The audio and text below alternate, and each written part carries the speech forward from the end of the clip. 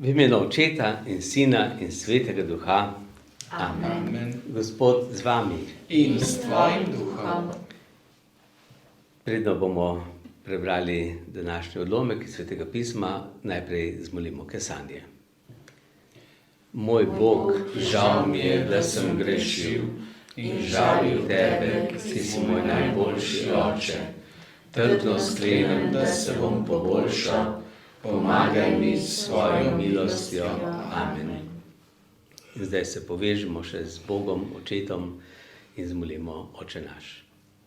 Oče naš, ki si v nebesih, posvečeno bodi tvoje ime, pridi k nam tvoje kraljestvo, zgodi se tvoja volja, kakor v nebesih, tako na zemlji.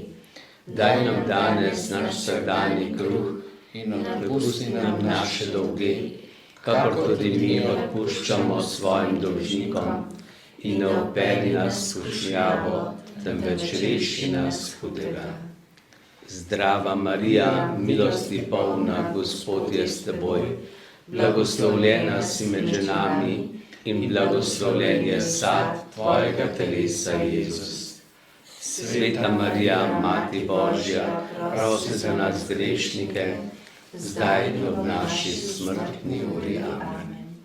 Slava Očetu in Sinu in Svetemu Duhu, Kakor je bilo v začetku, tako zdaj in vselej in vekomaj. Amen.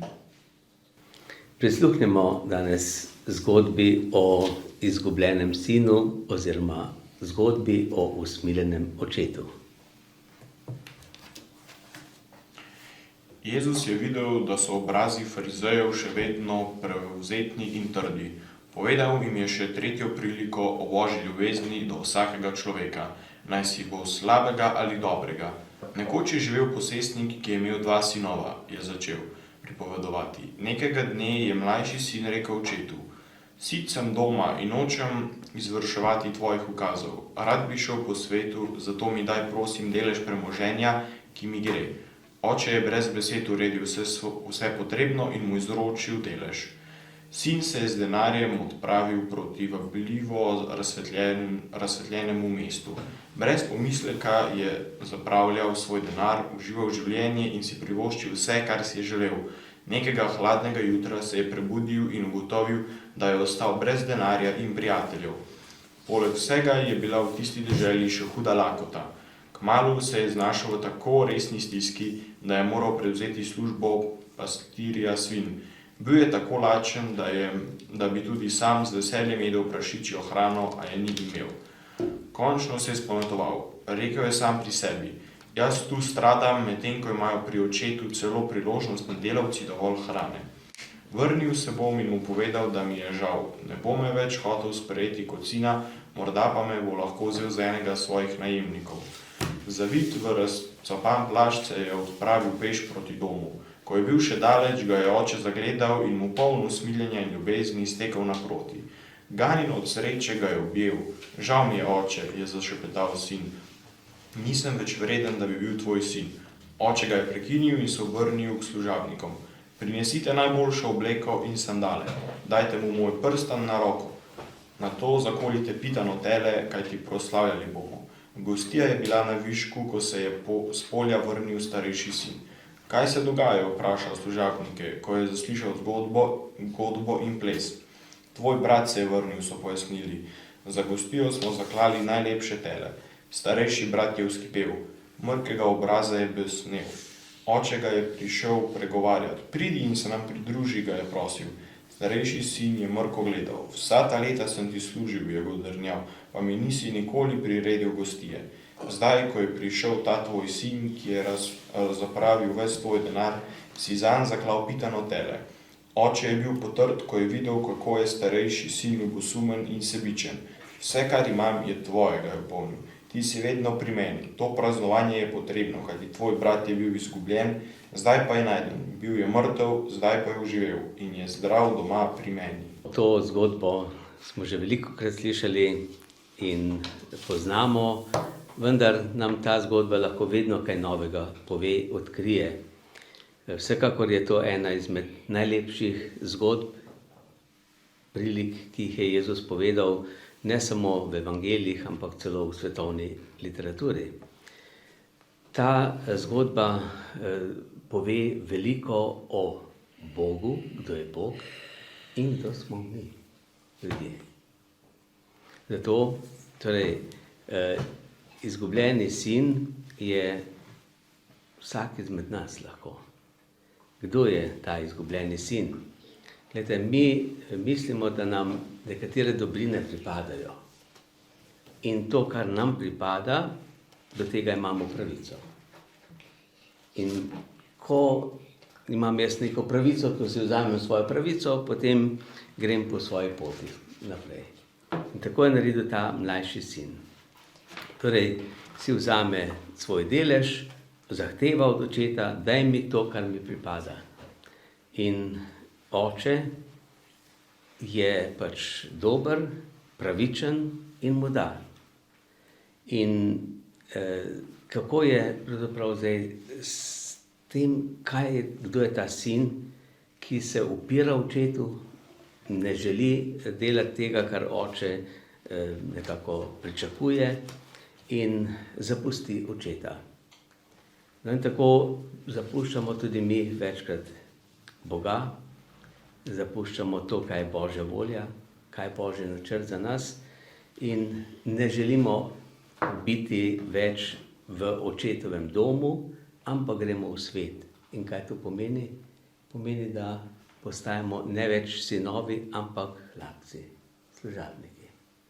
In to se je zgodilo s tem izgubljenim sinom. Ko je zapravil, ko je potrošil svoje imetje, to, kar je imel, je moral iti služiti. In je postal služabnik nekoga v neki deželi. Glede, to, da Jezus reče, da je šel služiti k nekemu človeku in v neko daljno deželo, pomeni, da je postal hlapec, je postal pravzaprav od nekoga odvisen. In kaj je ta človek naredil s tem izgubljenim sinom? Poslal ga je svinje past. Glede, to je, za Jude je svinja zelo nečista žival. To je žival, ki se koplje v blatu in potem gre, se umije in se vrača nazaj v blato. Podoba človeka, ki je sužen, ki je odvisen od greha. Je v grehu, se očisti in gre še enkrat v greh. Se vrača nazaj. To je podoba odvisnika. Tisti, ki je odvisen od alkohola, mamil in tako naprej. Ne? No in tako ta izgubljeni sin, se pravi, se potem najde v tej situaciji, komu vsega zmanjka, lakota in ostane mu še samo tista hrana, ki so jo jedli prašiči. Kaj so jedli? Rožiče. Rožiči so pa podobno kot fižol, ena taka, torej podobno stročje imajo, trdo je, to sicer mi tudi delamo potico iz rožičev, ampak se mora zmleti in potem je malo sladko, je redilno, ampak to hrano so imeli v tem okolju Sredozemskega morja za reveže, za tiste, ki so bili brez vsega, pa so to morali jesti.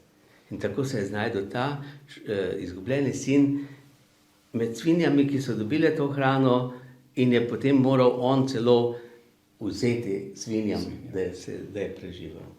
No in gledajte, tukaj je tisto, ko človek pride do dna, do čisto najbolj nizko, takrat lahko obupa ali pa se vpraša, se spomni na dom, na očeta, na svoje služabnike in kar se dogaja doma.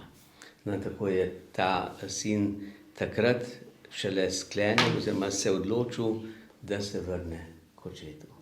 In kaj je rekel?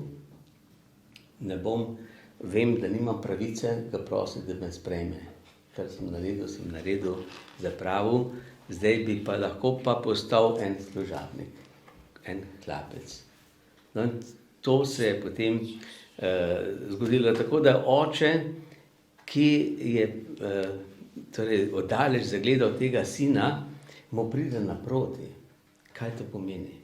Torej, v tistem okolju, v izvoljenem ljudstvu, oče nikoli ne gre naproti. Oče čaka doma in vsi morajo priti k njemu, se pokloniti, mu poljubiti roko in tako naprej. Edino mama je pa tista, ki teče. Mama, ki se razveseli. Ne? Zato nam tukaj Jezus želi predstaviti, kdo je Bog, je kot oče in mama. Ne? Ta materinski čut se pokaže tukaj pri Bogu, ki gre naproti temu svojemu otroku. Ne? In potem, se pravi, tudi ko sin pride, oče ga takoj objame. Ne? Ni čakal, da ga sin prosi odpuščanja, da se pokesa, obžaluje in tako naprej, ampak ga oče objame. In sin potem prvi del izgovori, oče, grešil sem, prizna, naredil sem napako. Ampak vseeno, oče ne pusti, da bi drugi del prosil, kar je sklenil, da bo rekel, sprejmi me za hlapca. Ampak kaj oče naredi? Oče ga objame in mu da potem novo obleko, čevlje, prstan. Ne? To se pravi, mu da novo dostojanstvo, čast in tudi pooblastilo.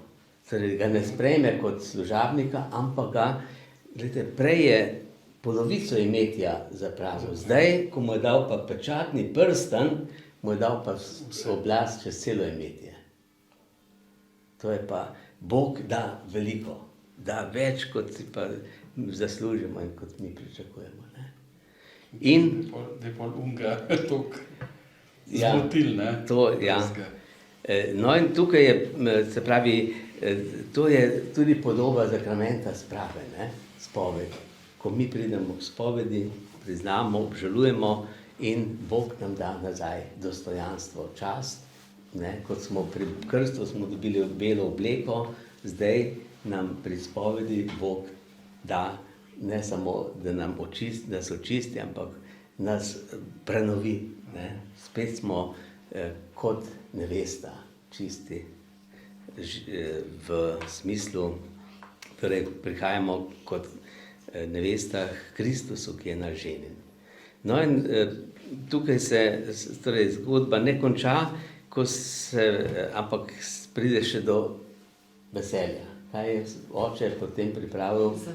Zabavo. Veselje, povabil sosede, da naredil gostijo, glasba, petje, ples in veselje. Na to je, se pravi, kako se Bog veseli, ne? Kot se oče veseli svojega otroka, ki pride nazaj.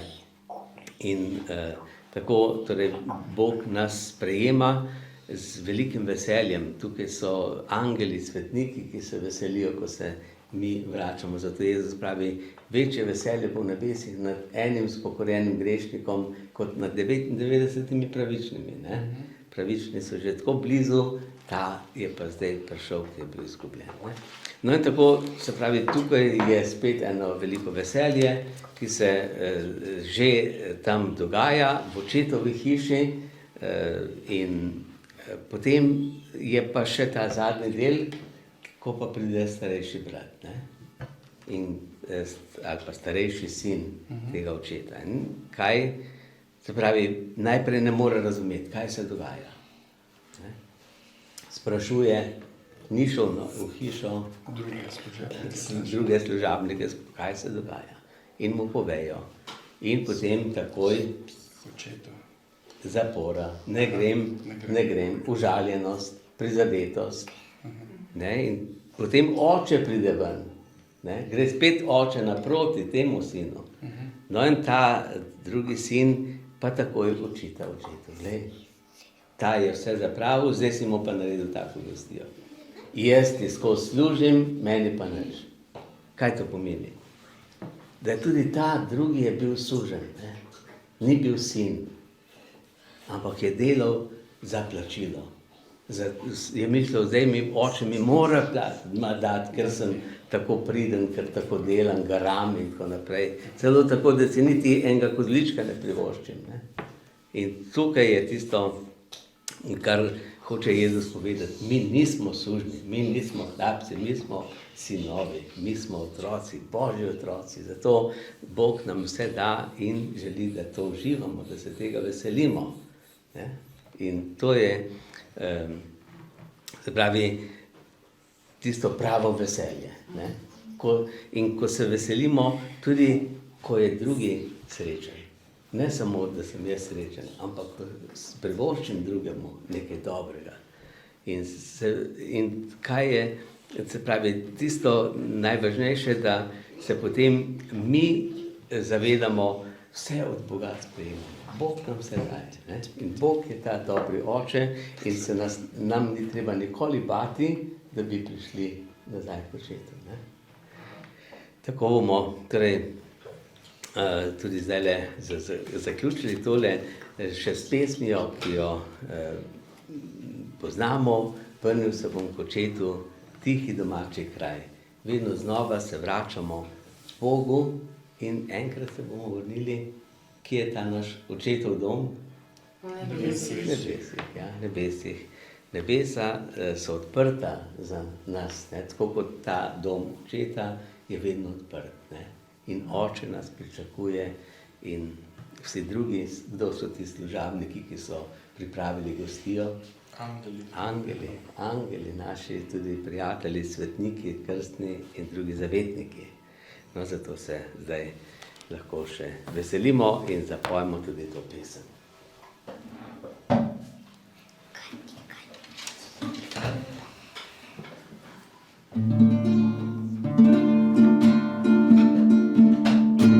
Cesta zvabila me je, da sem zapustil dom očetov in svet odšel. Srečo iskat sem šel, zapravil sem delež svoj, ko noč je pokrila me. Vrnil se bom k očetu, tihi domači kraj.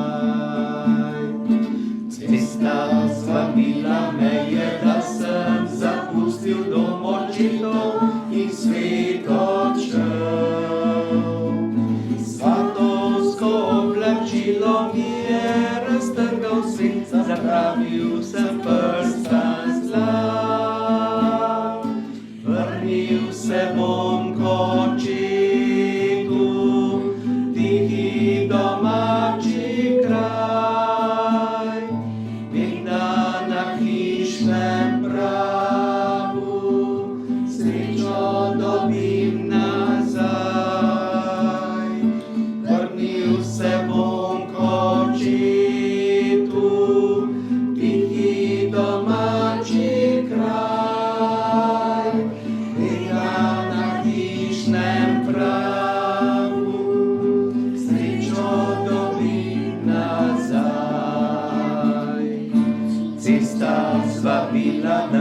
da sem zapustil dom očetov in svet odšel. Kot izgubljena ovca tam, zdaj po cestah utrujen in zapuščen. Vrnil se bom k očetu, tihi domači kraj.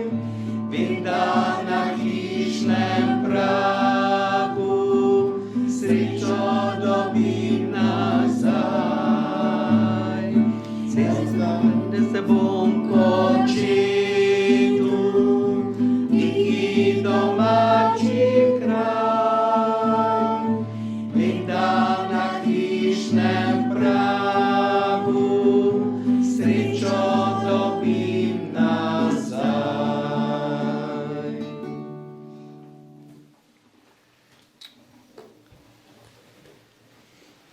Sveti angel, varuh moj, bodi vedno ti z menoj, stoj mi noč in dan ob strani, vsega hudega me brani.